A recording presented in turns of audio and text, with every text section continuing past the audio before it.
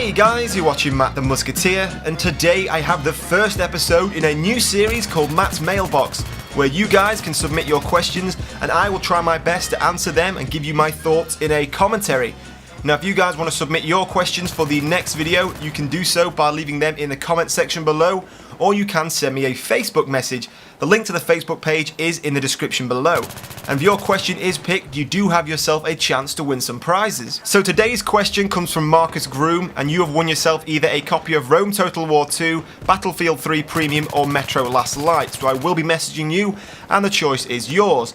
Now your question was, we already know there is going to be a lot of new weapons in Battlefield 4, but what are your thoughts on how they should balance them? Do you think adding more weapons to the game will just create more weapon balance problems? Now, as it was just stated, we do know there are going to be quite a lot of weapons in Battlefield 4. There are going to be pretty much all of the weapons that we have seen in Battlefield 3. And from the alpha gameplay already and some of the leaked alpha gameplay, we can see that there's going to be quite a lot of new additional weapons to the game. A lot of Czech weapons and a lot of Chinese weapons, as of course there is now a third faction in the game. We have the Americans, the Russians and the Chinese. So understandably you would expect to see an entire whole new range of weapons be added for the use of the Chinese faction. And on top of that, as I've spoke about previously, we now know there's going to be such weapons as the M82 A3 50 caliber sniper rifle and the possibility of the M400 intervention, both of which are pretty powerful rifles, so it's going to be pretty interesting to see how DICE try and balance out these weapons into the game. Now currently I still think there is some weapon balance issues in Battlefield 3, and if these aren't corrected in the development of Battlefield 4, we could be seeing these again in the next game. Now for example, taking the assault class, it's pretty obvious there are some weapons that are more popular and more effective than other weapons in the class. Things like the AEK, the M16A3 and the M416. These are weapons that you see pretty much everyone using in any game mode on any map.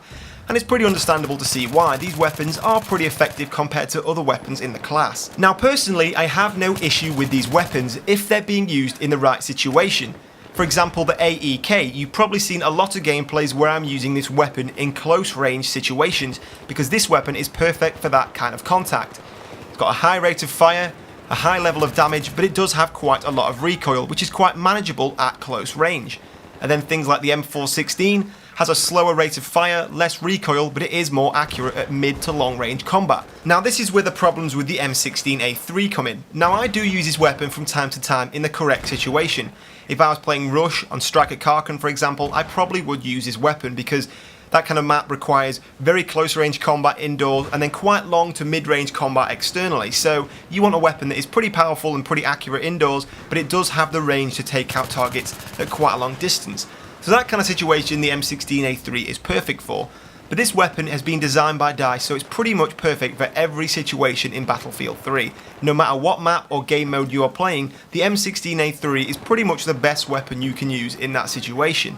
And it's these type of god guns that DICE need to resolve in Battlefield 4, but I can see why it's difficult. Having so many weapons in the game and trying to distinguish each one from the next can be hard.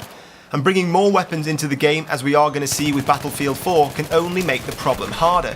Now of course in real life any assault rifle is pretty much going to kill you outright if you're hit in the head or in the chest or in any of your major arteries, so trying to make these weapons a little bit different so it doesn't feel like you're using the same gun with a different skin in Battlefield 4 is going to be pretty hard. But at the same time it is very frustrating that we have all of these assault rifles which are pretty much identical, and then DICE have left in the M16A3 which is, I don't want to say overpowered, but blatantly more successful than any other assault rifle in the game.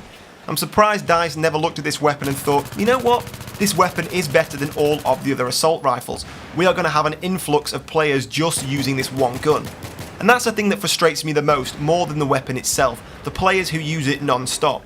I find it quite sad that these people have bought this game and they have all of these guns at their disposal, and on any map in any situation all they will use is the M16A3 with the foregrip and the heavy barrel. Look at this gameplay for example. This is a close quarters conquest domination, and intentionally on this map I've used a weapon which I think wouldn't be as successful in other situations. Of course this is the P90 with the laser dot and the red dot sight.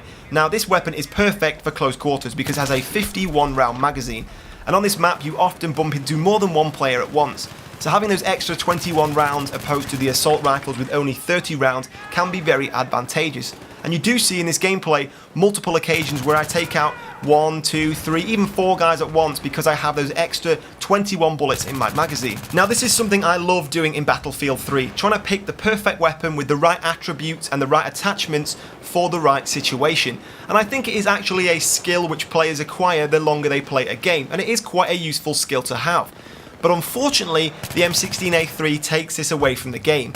It allows players to just grab that weapon, and no matter what map or game mode they're playing, they know they will be safe using this weapon.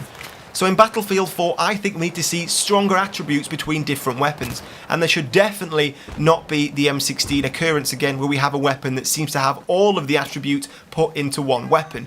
We need to see weapons that are really great at long range, but pretty terrible at close range, and vice versa. Try and make your choice and knowledge of weapon attributes a more effective and useful tool to have on the battlefield, rather than having one go-to weapon that all players can use pretty effectively in all situations. So adding more weapons into Battlefield 4 does have its positive and its negative points.